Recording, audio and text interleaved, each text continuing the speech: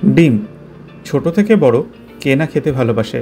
সত্যি করে বলুন তো, সকলেরই পছন্দের, যদি না শরীরে কোনো প্রবলেম থাকে। আর সেই ডিম দিয়ে একদম অন্য রকমের একটা দারুণ ফাটাফাটি রেসিপি আজকে আপনাদের জন্য। নমস্কার, কুইজিনিয়া চ্যানেলের পক্ষ থেকে সকলকে জানাই সাদর আমন্ত্রণ।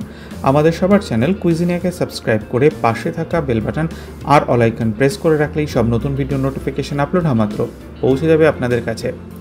রুটি, লুচি, পরোটা কিংবা পোলাও, ফ্রাইড রাইস, তার সাথে খাওয়ার জন্য একটা জমজমাট ফাটাফাটি ডিমের রেসিপি, যেটা একবার বানালে হলফ করে বলতে পারি বারবার বানাতে হবে। দেখে নেওয়া যাক পদ্ধতি। রান্নাটা হবে সর্ষের তেলে। একটা প্যানের মধ্যে তেল গরম করতে দিয়েছি, আর তাতে আমরা দিয়ে দিচ্ছি ডিম। এখানে আমি 4টে সেদ্ধ ডিম নিয়ে সেগুলোকে হাফ করে কেটে নিয়েছি। আর ডিমের নিচের পোর্শনটাকে, মানে কুসুমের দিকটাকে, আমরা যে কাটার দিকটা আছে সেটাকে নিচে দিয়ে এরকমভাবে ভেজে নিচ্ছি। ফ্লেমটাকে মিডিয়াম টু হাই রেখে আমরা নিচের পিঠটা মোটামুটি 2 থেকে 3 মিনিট ভেজে নিলাম। তারপরে উল্টো পিঠটাও ঠিক একইভাবে মিনিট 2 থেকে 3 সময় নিয়ে আমরা ভেজে নিচ্ছি। কোনো নুন, হলুদ কিচ্ছু কিন্তু আমি দিইনি। ডিমগুলো ভাজা হয়ে গেছে, আমরা তেল থেকে তুলে নিলাম। যে তেলটা অবশিষ্ট ছিল তাতেই আমি দিয়ে দিচ্ছি 2টো মাঝারি সাইজের পেঁয়াজ। পেঁয়াজটাকে আমরা এরকম কুচি করে কেটে নিয়েছি। পেঁয়াজটাকে দিয়ে মিনিট খানেক হালকা নাড়াচাড়া করে নেব। আর তারপর এতে দিয়ে দেবো কাঁচা লঙ্কা কুচি। ঝালটা আপনারা আপনাদের পছন্দ মতো দেবেন। এবার এই কাঁচা লঙ্কা আর পেঁয়াজটাকে আমরা ভেজে নিচ্ছি 2 থেকে 3 মিনিট।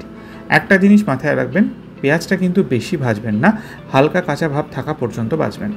আর এদিকে একটা বাটিতে স্বাদ অনুযায়ী নিয়ে নিলাম নুন, 1/4 টিস্পুন হলুদ গুঁড়ো, 1/4 টিস্পুন লাল লঙ্কার গুঁড়ো, 1 টিস্পুন কাশ্মীরি লাল লঙ্কার গুঁড়ো, 1/4 টিস্পুন জিরে গুঁড়ো, 1/4 টিস্পুন ধনে গুঁড়ো, আর নিচ্ছি 2 টেবিল চামচ পরিমাণ টমেটো সস। তার সাথে সামান্য একটু জল মিশিয়ে নিচ্ছি।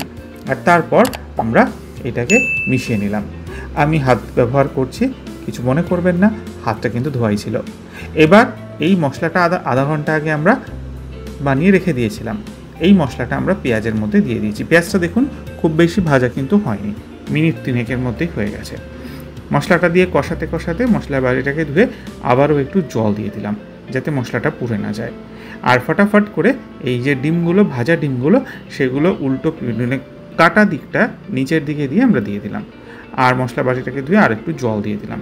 এবার এটাকে আমরা ফুটতে দেবো মোটামুটিভাবে মিনিট 3 থেকে 4, লো টু মিডিয়াম ফ্লেমে।